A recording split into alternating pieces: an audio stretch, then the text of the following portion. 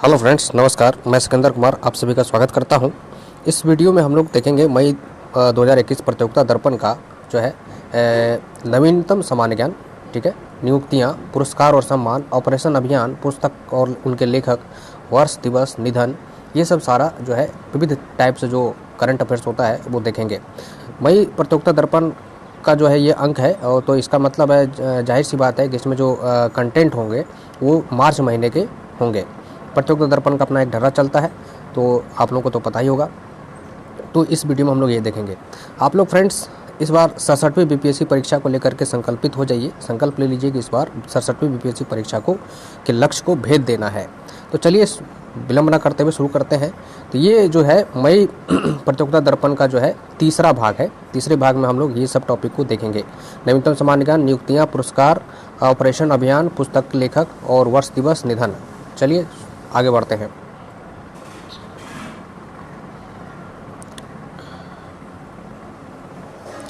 नवीनतम सामान्य ज्ञान में देखिए, नवीनतम सामान्य ज्ञान में एक टर्म है, एक वर्ड है लीड इट। लीड इट एक टर्म है। लीड इट का मतलब है leadership group for industry and transition. Lead it का मतलब है ये leadership for group for industry and transition. ये जो लीड इट का जो है भारत और स्वीडन के पहल पर इसका जो है गठन किया गया। इसमें इसका काम क्या है, तो पेरिस समझौते के लक्ष्यों को प्राप्त करने के लिए राष्ट्रों, मतलब विभिन्न भिन्न राष्ट्रों एवं कंपनियों को जोड़ने की एक पहल है। ये एक पहल है लीड इट, ठीक है। शुरुआत जो है सितंबर 2019 में संयुक्त राष्ट्र जलवायु कार्यवाही सम्मेलन के दौरान हुआ, भारत और स्वीडन के पहल पर, ठीक है। तो ये है भारत और स्वीडन के पहल पर इसकी शुरुआत की गई। अब देखिए नियुक्तियाँ देखते हैं। नियुक्तियां में कुछ देखते हैं, कुछ जो है कुछ नई नियुक्तियां भी हुई मार्च के महीने में। मई प्रतियोगिता दर्पण का है तो मार्च महीने वाला नियुक्तियां इसमें हम देखेंगे हम लोग। दत्तात्रेय होस बाले राष्ट्रीय स्वयंसेवक संघ के जो नए कार्यवाह नियुक्त हुए हैं। कार्यवाह का मतलब होता है महासचिव। आरएसएस के नए महासचिव के तौर पर ये नियुक्त हुए हैं। दत्तात्रेय होस बाले राष्ट्रीय स्वयंसेवक संघ के बने हैं। ये देखिए सर संघ संचालक, संघ प्रमुख के बाद ये पद होता है जो मोहन भागवत है, ये सर संघ चालक, और दूसरे नंबर का जो आरएसएस के अधिकारी होंगे ये सर कार्यवाही होते हैं, मतलब महासचिव होते हैं। दत्तात्रेय होस बाले जो है इस पोस्ट पर नियुक्त हुए हैं। ये किनका स्थान लिया इन्होंने, तो भैया जी जोशी का स्थान इन्होंने लिया। नेक्स्ट है देखिए हर्ष चौहान अनुसूचित जनजाति आयोग एनसीएसटी के नए अध्यक्ष चुने गए। एनसीएसटी का मतलब होता है national commission for schedule tribe. ये जो है ये इंदौर के सामाजिक कार्यकर्ता रहे हैं, है ना। ये इंदौर के सामाजिक कार्यकर्ता रहे हैं और शेड्यूल ट्राइब के कल्याण से जुड़े हुए एक अपना संस्था भी चलाते हैं। ये 3 वर्ष के लिए इनकी नियुक्ति हुई है। कैबिनेट मंत्री का दर्जा इनको प्राप्त हो गया इस कमीशन के अध्यक्ष होने के नाते, ठीक है। नेक्स्ट नियुक्ति देखिए SA गणपति, है ना, नेशनल सिक्योरिटी गार्ड एनएसजी के नए महानिदेशक डायरेक्टर जनरल बनाए गए।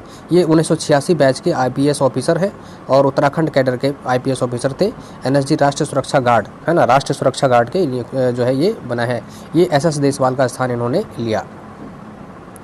नेक्स्ट देखिए कुलदीप सिंह सीआरपीएफ के महानिदेशक बनाए गए। कुलदीप सिंह 1 मार्च 2021 को आईपीएस कुलदीप सिंह को सीआरपीएफ के नए महानिदेशक बनाया गया और ये इन्होंने जो स्थान लिया AP महेश्वरी का स्थान इन्होंने लिया। नेक्स्ट है देखिए सरकार के प्रधान वैज्ञानिक सलाहकार के विजय राघवन के कार्यकाल में 1 वर्ष की वृद्धि कर दी गई।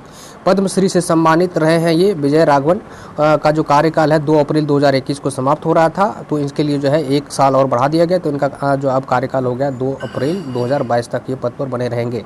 तो ये काम क्या है कि सरकार को विज्ञान के क्षेत्र में सरकार को सलाह करना इनका काम होता है। तो वैज्ञानिक सलाहकार है, ठीक है। अब देखिए अगला नियुक्ति न्यायमूर्ति NV रमना भारत के नए मुख्य न्यायाधीश होंगे। तो NV रमना जो है भारत के CJI chief justice of India 48वें नंबर के ये नियुक्त हुए हैं, है ना। तो 23 अप्रैल को जो है ऐसे बोबड़े जो CJI थे वो सेवानिवृत्त होंगे और 24 अप्रैल से जो है ये SV रमना नियुक्त होंगे। ये रिटायर कब होंगे, तो 2022 में होंगे, 26 अगस्त 2022 को। 26 अगस्त 2022 तक ये NV रमना CJI रहेंगे। 48वें नंबर के CJI हैं। आगे देखिए पुरस्कार और सम्मान देखते हैं। तो गांधी शांति पुरस्कार 2019 और 20 के लिए घोषणा हुआ। भारत सरकार के संस्कृति मंत्रालय के द्वारा घोषणा 22 मार्च को किया गया, ठीक है। तो ये जो 19 और 20 के लिए किया गया, तो 19 और ये पहला मौका है जब किसी मरणोपरांत किसी मृत मृत व्यक्ति को यह पुरस्कार गांधी शांति पुरस्कार दिया गया। गांधी शांति पुरस्कार दिया जाता है उस क्षेत्र में 1995 से इसकी शुरुआत हुई थी और उस क्षेत्र में दिया जाता है जो व्यक्ति गांधीवादी सोच, विचारधारा और अहिंसा के आधार पर जो है सामाजिक, आर्थिक और राजनीतिक परिवर्तन लाता है अपने देश में, अपने समाज में। तो वैसे व्यक्तियों को इस तरह का पुरस्कार गांधी शांति पुरस्कार दिया जाता है। गांधी शांति पुरस्कार 2019 के लिए किसका नाम आया, तो 19 के लिए दिया गया ओमान के दिवंगत सुल्तान काबूस बिन सैद अल सैद को, है ना। ओमान के ये राजा रहे हैं, इनको ये दिया गया ओमान के, है ना। और 2020 के लिए जो नाम चुना गया वो दिया गया बंगबंधु शेख मुजीबुर रहमान, है ना। बांग्लादेश की मुक्ति में अहम भूमिका निभाने वाले, है ना, बांग्लादेश को पाकिस्तान से स्वतंत्र करने के लिए, ठीक है। तो ये बंगबंधु शेख मुजीबुर रहमान जो शेख हसीना के पिताजी भी हैं, तो इनको दिया गया। तो ये जो गांधी शांति पुरस्कार की जो चयन किया जाता है कौन कौन से व्यक्ति को दिया जाएगा, ये चयन समिति में प्रधानमंत्री, लोकसभा में विपक्ष का नेता और चीफ जस्टिस ऑफ इंडिया और 2 अन्य प्रतिष्ठित व्यक्ति ये शामिल होते हैं पैनल में, जो कि चयन करते हैं किसको किसको जो है इस साल का गांधी शांति पुरस्कार मिलेगा। इस पुरस्कार की स्थापना 1995 में हुई थी गांधी जी की 125वीं जयंती के शुभ अवसर पर। ये बात तो अभी बता दिया मैंने। पुरस्कार में क्या दिया जाता है, तो एक प्रशस्ति पत्र दिया जाता है और 1 करोड़ की राशि दी जाती है, जो कि बहुत बड़ी राशि है। वैसे लोग जो अहिंसक तरीके से, गांधीवादी तरीके से सामाजिक, आर्थिक, राजनीतिक बदलाव में महत्वपूर्ण भूमिका निभाते हैं, उनको ये पुरस्कार दिया जाता है। पहला पुरस्कार किसको दिया गया था ये ध्यान रखिएगा। तो 1995 से शुरुआत हुई थी, तो पहला किसको दिया गया था, तो तंजानिया के राष्ट्रपति जूलियस नेरेरे को दिया गया था। जूलियस नेरेरे को दिया गया था, यहाँ देखिए। और इसरो जो संस्था है हमारा भारत का, इंडियन स्पेस रिसर्च ऑर्गेनाइजेशन, उसको 2014 में गांधी शांति पुरस्कार मिला था। पहली बार यह जो मौका है, तो जो दोनों व्यक्ति हैं जो अभी इस बार जो 19 और 20 के लिए जो मिला है, इनको मरणोपरांत किसी यह पुरस्कार दिया गया है। गांधी शांति पुरस्कार यह मरणोपरांत किसी व्यक्ति को दिया गया इस बार, ठीक है। ये है BBC sports women of the year 2020 पुरस्कार। BBC जो है ब्रिटिश ब्रॉडकास्टिंग कॉरपोरेशन है, ये मीडिया से जुड़ा हुआ है। ये 2020 के लिए जो है घोषणा 8 मार्च 2021 को किया गया। तो ये दिया गया किसको दिया था, रैपिड शतरंज की विश्व चैंपियन कोनेरू हम्पी को दिया गया। ये चैंपियन रही है, रैपिड शतरंज की खिलाड़ी है, इनको दिया गया BBC women of the year का, sports women of the year का पुरस्कार। लाइफ टाइम अचीवमेंट पुरस्कार BBC के द्वारा दिया गया किसको, तो वरिष्ठ एथलीट अंजू बेबी जॉर्ज को दिया गया। वरिष्ठ एथलीट है, ये सीनियर एथलीट है, इनको दिया गया। यह दूसरा संस्करण था, इसका मतलब यहाँ 2019 होगा, ठीक है, 19 होगा, ठीक है। तो ये पहला 2019 में शुरुआत हुई थी, अब ये 2020 वाला अभी 2021 में दिया गया। तो पिछला वाला जो दिया गया था, पिछला वाला वो PV सिंधु को दिया गया था, है ना। ग्रैमी पुरस्कार देखिए, ग्रैमी पुरस्कार 2021 ये 63वां सीरीज का पुरस्कार था, ठीक है। ग्रैमी पुरस्कार जो है संगीत के क्षेत्र में दिया जाता है। वितरण लॉस एंजल्स में होता है, USA का एक शहर है लॉस एंजल्स, और 14 मार्च 2021 को वितरण किया गया। और ये जो पुरस्कार ग्रैमी पुरस्कार दिया जाता है रिकॉर्डिंग एकेडमी USA के द्वारा दिया जाता है, रिकॉर्डिंग एकेडमी के द्वारा दिया जाता है। तो आपको कभी कभी परीक्षा में पूछा जाता है ग्रैमी पुरस्कार किस क्षेत्र में दिया जाता है, तो संगीत के क्षेत्र में जाता है, म्यूजिक बनाने के क्षेत्र में दिया जाता है, म्यूजिक के क्षेत्र में दिया जाता है। तो इसमें किसको किसको क्या पुरस्कार मिला, ये देखिए। बिली एलिस 19 वर्षीय है, इनको मिला रिकॉर्डिंग ऑफ द ईयर का, रिकॉर्डिंग ऑफ द ईयर का दूसरा बार लगातार ये उसको जो है मिला है इस तरह का पुरस्कार, रिकॉर्ड ऑफ द ईयर का। था ये रिकॉर्ड कौन सा गाना किया था, एवरीथिंग आई वांटेड, इस तरह का गाना है, उन्होंने रिकॉर्ड किया, उसके लिए जो है बिली एलिस को रिकॉर्ड ऑफ द ईयर का पुरस्कार मिला। टेलर स्विफ्ट को मिला एल्बम ऑफ द ईयर का पुरस्कार, जो कि इसका एल्बम का नाम है फोकलोर, ठीक है, तीसरी बार इनको मिला है। सॉन्ग ऑफ द ईयर का पुरस्कार मिला इंस्ट एमिल को मिला। इसका गाना का नाम है आपका, इनका गाना का नाम है आई कांट ब्रीथ, है ना, इनका गाना का नाम है आई कांट ब्रीथ, यहाँ देखिए, ठीक है। सर्वश्रेष्ठ नई कलाकार का जो पुरस्कार मिला है मैगन थी स्टेलियम, है ना, मैगन थी स्टेलियम को जो है ये मिला सर्वश्रेष्ठ नई कलाकार। सर्वश्रेष्ठ रैप एल्बम का जो मिला वो मिला, ग्रैमी पुरस्कार जो मिला सर्वश्रेष्ठ रैप एल्बम का, वो किंग्स डिजीज को मिला है, ठीक है, किंग्स डिजीज को मिला है। साहित्य अकादमी पुरस्कार देखिए 2020, साहित्य अकादमी पुरस्कार 2020, देखिए इस तरह का जो पुरस्कार है साहित्य अकादमी पुरस्कार, इस बार जो है 3 तरह का साहित्य अकादमी पुरस्कार देने का जो है घोषणा की गई 12 मार्च 2021 को। कुल साहित्य अकादमी पुरस्कार, उसके बाद साहित्य अकादमी युवा पुरस्कार, और एक है तीसरा है साहित्य अकादमी बाल साहित्यकार पुरस्कार। तो ये साहित्य अकादमी मेन है, साहित्य अकादमी पुरस्कार 2020। तो ये 12 मार्च 2021 को घोषणा की गई। इसमें कुल 20 भाषाओं के लिए यह पुरस्कार दिया जाता है, भारत की 20 भाषाओं के लिए, ठीक है। अब ये इसकी जो अब रचना वैसे रचना के लिए पुरस्कार दिया गया, साहित्य अकादमी पुरस्कार 1 जनवरी, जिसकी रचना 1 जनवरी 2014 से 31 दिसंबर 2018 के बीच में हुई है। 1 जनवरी 2014 से 31 दिसंबर 2018 के बीच में रचना हुई है। पुरस्कार में जो है क्या दिया जाता है, इसमें साहित्य अकादमी पुरस्कार में ताम्रपत्र दिया जाता है और 1-1 लाख रुपए की राशि दी जाती है, ठीक है। तो ये है। तो जो हिंदी के लिए अब कुछ 20 भाषा में, तो 20 भाषा हम लोग को नहीं देखना है, इसमें से कुछ महत्वपूर्ण भाषाओं वाला जो है रचना और उसका जो है हिंदी साहित्य पुरस्कार को देख लेना है, साहित्य अकादमी पुरस्कार को देख लेना है। तो हिंदी के लिए किसको मिला, तो हिंदी के लिए मिला अनामिका को, ये लेखिका है अनामिका, ठीक है। हिंदी के लिए मिला अनामिका को,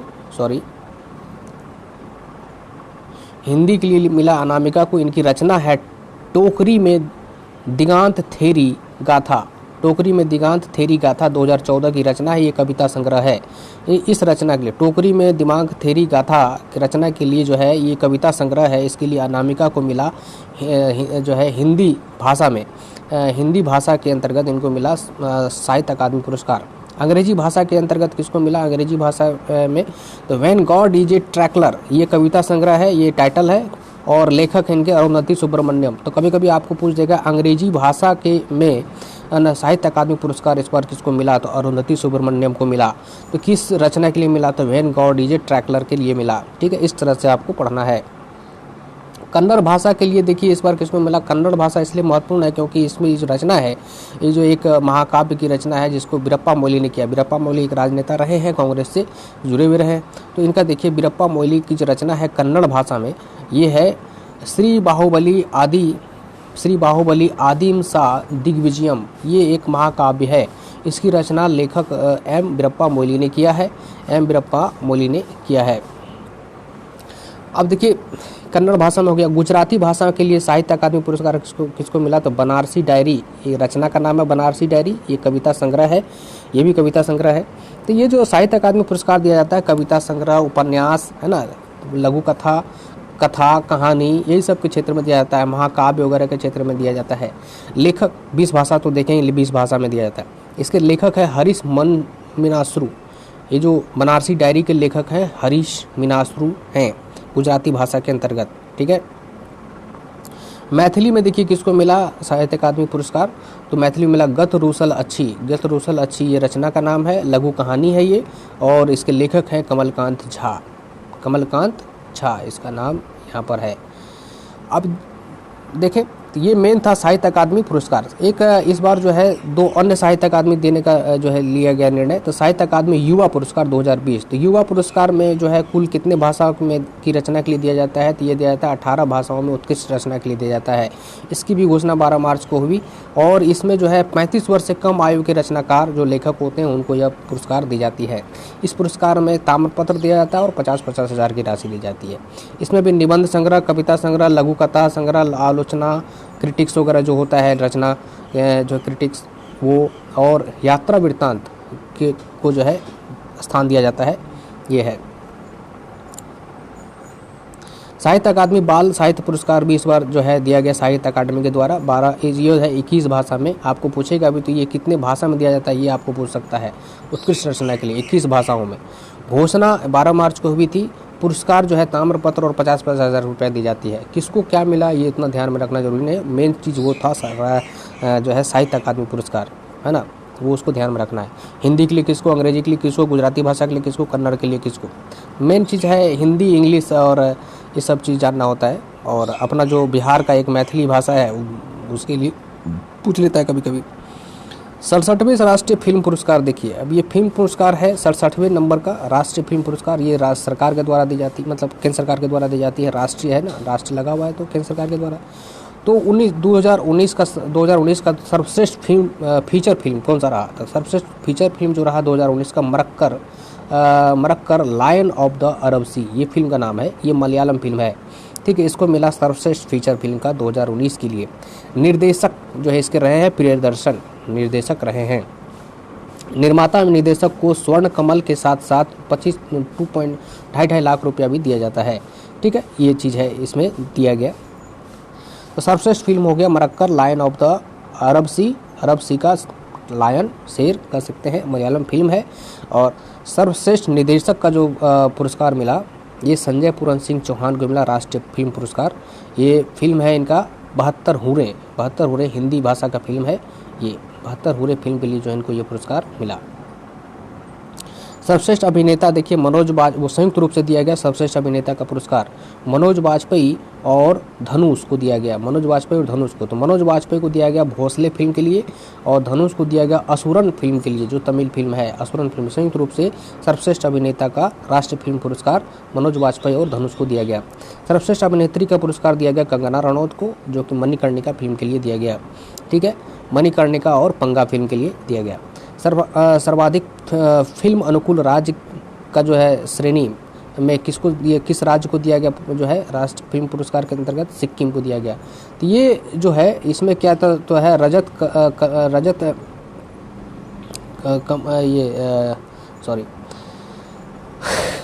रजत कमल और कुछ राशियां दी जाती है इसमें। सर्वश्रेष्ठ अभिनेता वाला में, सर्वश्रेष्ठ अभिनेत्री वाला में सब में रजत कमल दिया जाता है और वहाँ जो फिल्म देखे सर्वश्रेष्ठ फिल्म वाला में वो स्वर्ण कमल दिया जाता है। ठीक है, तो ये है। सामाजिक मुद्दे पर सर्वश्रेष्ठ फिल्म जो रहा वो होली राइट्स हिंदी फिल्म है और लाडली हिंदी फिल्म है। 2 फिल्म को सामाजिक मुद्दे पर सर्वश्रेष्ठ फिल्म का दर्जा प्राप्त हुआ राष्ट्रीय जो है फिल्म पुरस्कार के अंतर्गत। उसको ध्यान में रखिएगा, जितना ही चीज़ इसमें बहुत सारा था, इसमें जितना ही दिए हैं जो कि इम्पोर्टेंट है इससे क्वेश्चन आता है। ठीक है, यही पूछना अगर होगा तो इसी में से जो है पूछ देगा, नहीं तो पूछेगा ही नहीं। ठीक, महाराष्ट्र भूषण पुरस्कार जो है महाराष्ट्र सरकार के द्वारा ये दी जाती है। 2020 का महाराष्ट्र भूषण पुरस्कार किसको दिया गया था? ये महाराष्ट्र सरकार का सर्वोच्च पुरस्कार है ना। जैसे भारत सरकार का, केंद्र सरकार का सर्वोच्च पुरस्कार भारत रत्न है, उसी प्रकार से महाराष्ट्र सरकार का ये महाराष्ट्र भूषण पुरस्कार सर्वोच्च है। 2020 के लिए जो है आशा भोसले को दिया गया और इसकी घोषणा 25 मार्च 2021 को की गई। पुरस्कार में 10 लाख की राशि दी जाती है। ठीक है, नेक्स्ट देखिए फिल्म फेयर पुरस्कार 2021 66वां नंबर का ये फिल्म फेयर पुरस्कार हुआ। फिल्म फेयर पुरस्कार जो है इसका वितरण 28 मार्च 2000 वो राष्ट्रीय फिल्म पुरस्कार भारत सरकार के द्वारा फिल्म फेयर पुरस्कार जो है अपना स्पॉन्सर्ड कंपनियों के द्वारा जो है स्पॉन्सर करके दिया जाता है। फिल्मी जगत का यह पुरस्कार है। इसमें देखिए क्या है, तो फिल्म फेयर पुरस्कार 66वां नंबर का था, तो वितरण 28 मार्च को हुआ और 28 मार्च 2021 को मुंबई में हुआ। और सर्वश्रेष्ठ फिल्म इसमें कौन सा रहा, तो थप्पड़ को 7 पुरस्कार मिला है। या इस तरह का फिल्म फेयर पुरस्कार के अंतर्गत 7 तरह का पुरस्कार मिला है ना। सर्वश्रेष्ठ निर्देशक होगा, सर्वश्रेष्ठ अभिनेता होगा, इस तरह का है ना, क्रिटिक्स होगा, डायलॉग होगा इसके क्षेत्र में। तो निर्देशक जो इसके रहे अनुभव सिन्हा रहे हैं थप्पड़ के, है ना, थप्पड़ फिल्म के जो निर्देशक रहे हैं अनुभव सिन्हा। और दूसरे नंबर पर गुलाबो सिताबो फिल्म है जिसके निर्देशक सुजीत सरकार रहे हैं। इनको 6 पुरस्कार मिला है। पुरस्कार के आधार पर अगर देखिएगा तो सबसे अधिक पुरस्कार जो मिला फिल्म फेयर पुरस्कार तो वो थप्पड़ फिल्म को मिला और दूसरे नंबर पर रहा गुलाबो सिताबो फिल्म रहा जिसको कि 6 पुरस्कार मिला। सर्वश्रेष्ठ अभिनेता का जो फिल्म फेयर अवार्ड मिला वो इरफान खान को मिला, मरणोपरांत इरफान खान अंग्रेजी मीडियम फिल्म के लिए मिला। सर्वश्रेष्ठ अभिनेत्री का पुरस्कार तापसी पन्नू को मिला, थप्पड़ फिल्म के लिए मिला। लाइफ टाइम अचीवमेंट पुरस्कार जो मिला वो मिला इरफान खान को मिला, मरणोपरांत लाइफ टाइम अचीवमेंट पुरस्कार इरफान खान को ही मिला। ठीक है, तो ये था आपका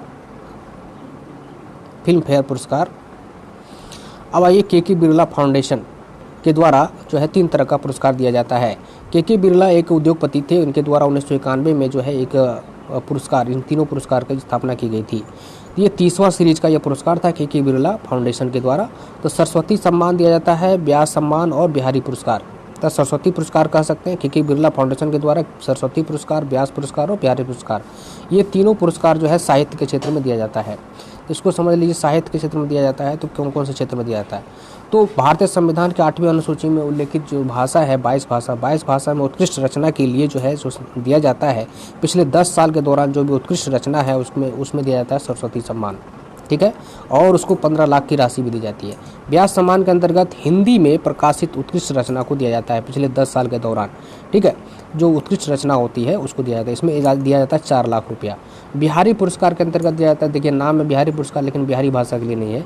इसमें राजस्थान के हिंदी साहित्यकार को, राजस्थान के जो है किसी साहित्यकार को दिया जाता है। देखिए, व्यास सम्मान जो है भारत के किसी भी साहित्यकार को दिया जाता है, लेकिन बिहारी पुरस्कार खास करके राजस्थान के ही किसी साहित्यकार को दिया जाएगा। ये इंपॉर्टेंट बात है, इसको समझना होगा। ये है, इसमें पिछले 10 वर्ष के दौरान जो उत्कृष्ट रचना होती है वो दिया जाता है। इसमें 2.5 लाख की राशि दी जाती है पुरस्कार स्वरूप।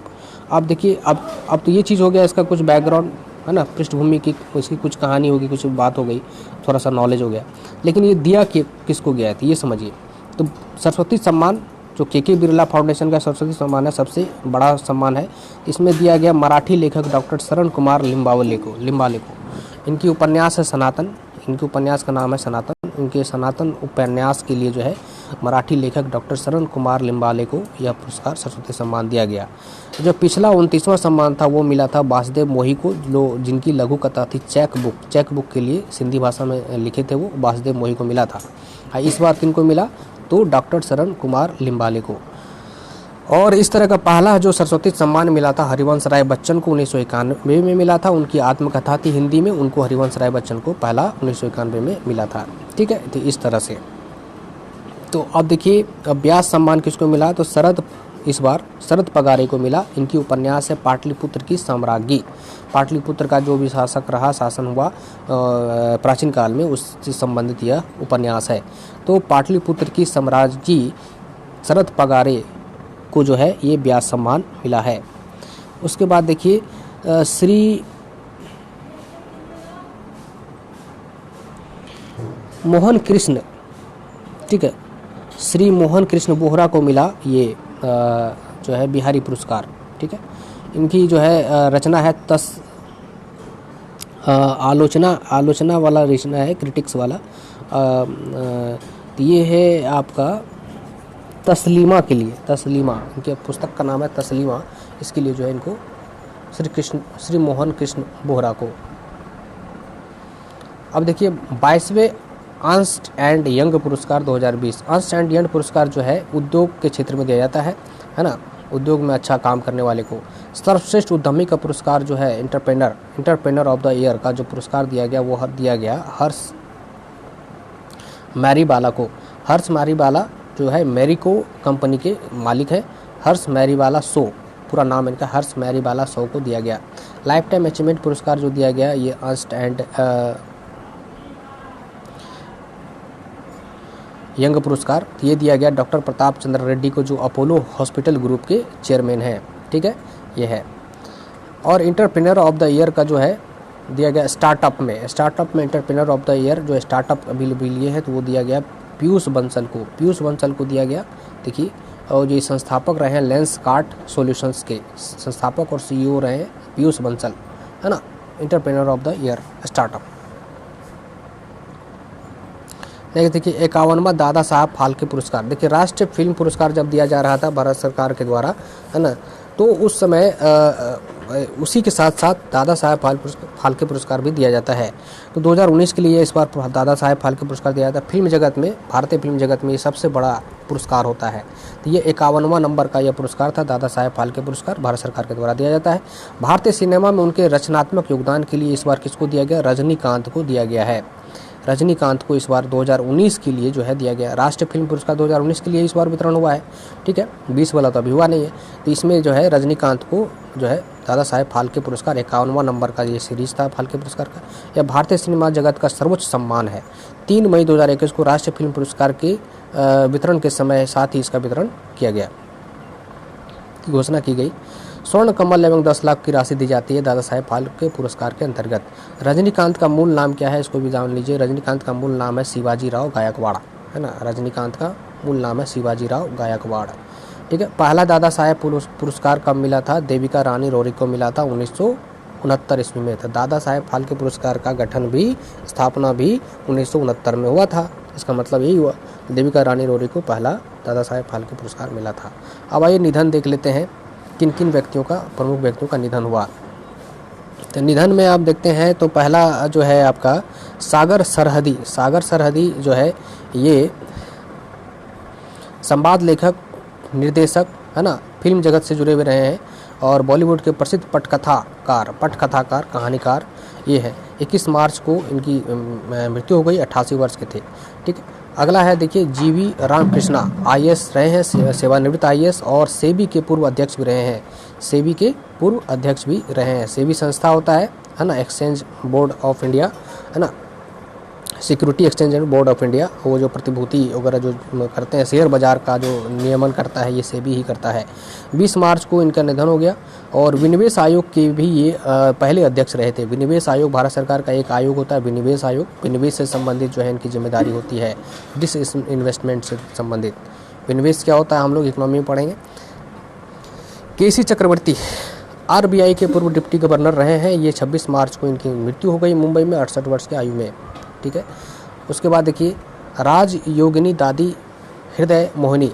राजयोगिनी मतलब प्रजापति ब्रह्म कुमारी संस्था है, जो कि आध्यात्मिक संस्था है और इसकी जो है ये मुख्य प्रशासक थी, आध्यात्मिक प्रमुख थी। तो इनका निधन हो गया।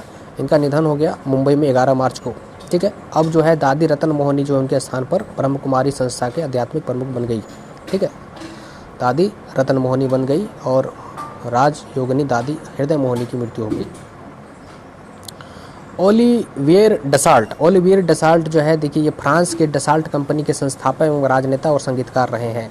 फ्रांस के डसाल्ट कंपनी क्या करती है, वो जो जिससे भारत जो करार किया है रफाल विमान, फाइटर प्लेन लेने का, तो रफाल विमान बनाती है ये डसाल्ट कंपनी। ये इसी के संस्थापक हैं और राजनेता भी हैं और संगीतकार भी रहे हैं ये, है ना, डसाल्ट। तो इनकी मृत्यु हो गई हेलीकॉप्टर दुर्घटना क्रम में 7 मार्च 2021 को। ठीक। तभी 36 राफेल विमान हम लोग ले रहे हैं ना, तो फ्रांस से, तो इसी के द्वारा बनाया जा रहा है, वो राफेल डसाल्ट कंपनी के द्वारा। ठीक। वर्ष दिवस सप्ताह देखिए, वर्ष 2023 को यूनाइटेड नेशन ने 2023 को मोटे अनाज, है ना, का अंतर्राष्ट्रीय वर्ष घोषित किया है। यूनाइटेड नेशन संयुक्त राष्ट्र जिसको कहते हैं ने 2023 को कौन सा वर्ष घोषित किया है, मोटे अनाजों का अंतर्राष्ट्रीय वर्ष घोषित किया है। यह प्रस्ताव भारत द्वारा ही यूनाइटेड नेशन महासभा में लाया गया था, जिसमें इस प्रस्ताव को पारित कर दिया गया। ठीक है। भारत के द्वारा ये प्रस्ताव लाया गया था, इसलिए ये महत्वपूर्ण है। मोटे अनाज का अंतर्राष्ट्रीय वर्ष मनाने की जो घोषणा यूनाइटेड नेशन के द्वारा 2023 को की गई है, 2023 को, तो ये भारत के पहल पर ही हुई है ये। अब कुछ दिवस देख लेते हैं। चूँकि ये मई का प्रतियोगिता दर्पण है, तो इसमें मार्च की घटना का कंटेंट होगा, तो मार्च में देखते हैं तो कुछ दिवस भी मनाया गया, महत्वपूर्ण दिवस। तो 3 मार्च को कौन सा दिवस है देखिए, सॉरी 1 मिनट, हाँ 3 मार्च को देखिए विश्व वन्य जीव दिवस। यूनाइटेड नेशन के द्वारा इस दिवस को मनाने की घोषणा 2013 में की गई थी, है ना। विश्व वन्य जीव दिवस, वनों में जो जीव रहते हैं उसकी संरक्षण को लेकर के, उसकी ना कैंपेनिंग को लेकर के, है ना, उसके प्रति जागरूकता फैलाने को लेकर के। 4 मार्च को जो है देखिए, 4 मार्च को राष्ट्रीय सुरक्षा दिवस मनाया जाता है। 8 मार्च को अंतर्राष्ट्रीय महिला दिवस। 14 मार्च को पाई दिवस, पाई जानते हैं मैथ से रिलेटेड है, पाई दिवस मनाया जाता है। ठीक है। 14 मार्च को पाई दिवस। 15 मार्च को देखिए विश्व उपभोक्ता अधिकार दिवस। विश्व उपभोक्ता अधिकार दिवस का मतलब ये हो गया है कि जितने भी कंज्यूमर होते हैं उसके भी अपने अधिकार होते हैं, कोई उस कंज्यूमर को ठग नहीं सकता है, इसलिए इसके प्रति जागरूकता फैलाने के लिए विश्व उपभोक्ता दिवस 15 मार्च को मनाया जाता है। 16 मार्च को राष्ट्रीय टीकाकरण दिवस मनाया जाता है। ठीक है। टीकाकरण अभी हो रहा है, तो इसलिए आपको ध्यान रखिएगा। तो टीकाकरण दिवस कब मनाया जाता है, राष्ट्रीय टीकाकरण दिवस मतलब भारत के स्तर पर। 20 मार्च को अंतर्राष्ट्रीय प्रसन्नता दिवस, है ना, अंतर्राष्ट्रीय इंटरनेशनल हैप्पीनेस डे मनाया जाता है। ठीक है। अंतर्राष्ट्रीय प्रसन्नता दिवस कब मनाया जाता है, तो 20 मार्च को मनाया जाता है।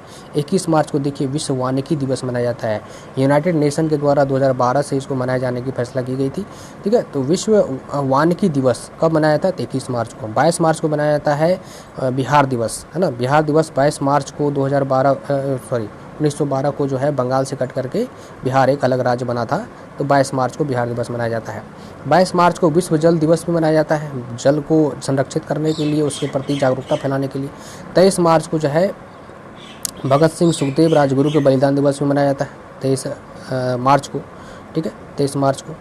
24 मार्च को विश्व क्षय रोग दिवस भी, ये बहुत इंपॉर्टेंट है, 24 मार्च विश्व क्षय दिवस, है ना, क्षय दिवस। पुस्तकें देखिए, कुछ पुस्तकें भी हैं और उसके लेखक, how to avoid a climate disaster, ये बुक है, इसका जो लेखक रहे हैं बिल गेट्स हैं। How to avoid a climate disaster, climate disaster को हम कैसे अवॉइड कर सकते हैं, इनके ये रचना है और इनके जो लेखे हैं वो बिल गेट्स लिखे हैं। बिल गेट्स जानते होंगे, ये बड़ा नाम है। दूसरा है टर्न ए ब्लाइंड आई, इनके रचनाकार हैं जेफरी ऑर्चर, है ना, turn a blind I. Operation अभियान देख लीजिए, डेजर्ट फ्लैग 6 नाम का एक ऑपरेशन हुआ, या इसको अभियान कह सकते हैं। ऑपरेशन ये क्या था, यूएई में हुआ। डेजर्ट फ्लैग 6 नाम का ऑपरेशन ये यूएई के वायुसेना, है ना, यूनाइटेड अमीरात, है ना, संयुक्त अरब अमीरात इसको कहते हैं, ठीक है, उस देश के वायुसेना के द्वारा ये आयोजित किया गया। इस आयोजन में क्या है, वार्षिक तौर पर यह किया जाता है। इसमें बहुराष्ट्रीय सैन्य अभ्यास है, वार्षिक तौर पर होता है। इसमें कुछ देश अलग जो है इसमें शामिल होते हैं, कुछ देश के सैनिक शामिल होते हैं, वायु सैनिक। तो यूएई के अल धापरा जगह का नाम है, वायु सैनिक केंद्र पर यह संपन्न हुआ, अल धापरा वायु सैनिक केंद्र पर। इसमें कौन कौन देश के वायुसेना शामिल हुए, तो यूएसए के, फ्रांस के, सऊदी अरब के, दक्षिण कोरिया के, बहरीन के, और भारत के भी शामिल हुए थे। भारत इसलिए इसमें बारे में इम्पोर्टेंट है क्योंकि भारत पहली बार इस डेजर्ट फ्लैग 6 में शामिल हुआ, इस जो है अभ्यास में, है ना, भारत पहली बार शामिल हुआ।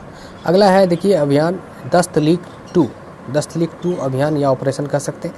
तो भारत और उज्बेकिस्तान की थल सेनाओं का संयुक्त अभ्यास है। भारत और उज्बेकिस्तान देश के जो थल सेना है दोनों के बीच में संयुक्त रूप से अभ्यास किया जाता है ना, प्रैक्टिस किया जाता है। तो ये जो है यूके उत्तराखंड, ये यूके है उत्तराखंड, अपना उत्तराखंड जो राज्य है, उत्तराखंड के रानीखेत में ये संपन्न हुआ। रानीखेत जगह का नाम है, रानीखेत में ये संपन्न हुआ, 10 से 19 मार्च के बीच में हुआ, ठीक है। 2019 में ये उज्बेकिस्तान में हुआ था, इस बार जो हुआ ये हुआ भारत में हुआ, 20 में नहीं हुआ था, 21 में हुआ है। उद्देश्य क्या है, तो उद्देश्य है आतंकवाद के विरुद्ध संघर्ष के लिए, है ना, आपसी सैन्य सहयोग को बढ़ावा देना। उज्बेकिस्तान और भारत जो है आपस में जो ये जो कर रहा है, अभ्यास कर रहा है, ये अभ्यास करने के पीछे उद्देश्य क्या है, तो आतंकवाद के विरुद्ध संघर्ष के लिए आपसी सैन्य सहयोग को बढ़ावा देना। उज्बेकिस्तान मध्य एशिया का देश है ना, भारत दक्षिण एशिया का देश है, ये तो जानते ही हैं। चलिए, तो इस वीडियो में इतना ही। ये था आपका जो है राष्ट्रीय नवीनतम घटनाक्रम से संबंधित, इसमें सारा कुछ आ गया, पुरस्कार वगैरह ये सब आ गया। तो चल ये सब नवीनतम सामान्य ज्ञान, नियुक्तियाँ, पुरस्कार, सम्मान, ऑपरेशन अभियान, पुस्तक, लेखक, वर्ष, दिवस, निदान, ये सब हो गया, ठीक है। नेक्स्ट वीडियो में हम लोग अब ये देखेंगे मई के प्रतियोगिता दर्पण में ही हम लोग ये इसमें देखेंगे कि ये जो है आर्थिक घटनाक्रम और खेल एक साथ हम लोग देख लेंगे, खेल परिदृश्य, है ना, वो भी लगभग आधा घंटा का होगा, उसमें कुछ छूटेगा नहीं करंट, ठीक है। उसके बाद फिर हम लोग जून वाला देखेंगे और पिछले वाला भी हम लोग जनवरी, फरवरी, मार्च, अप्रैल देख लेंगे, ठीक है। तो इस तरह से थैंक यू, धन्यवाद।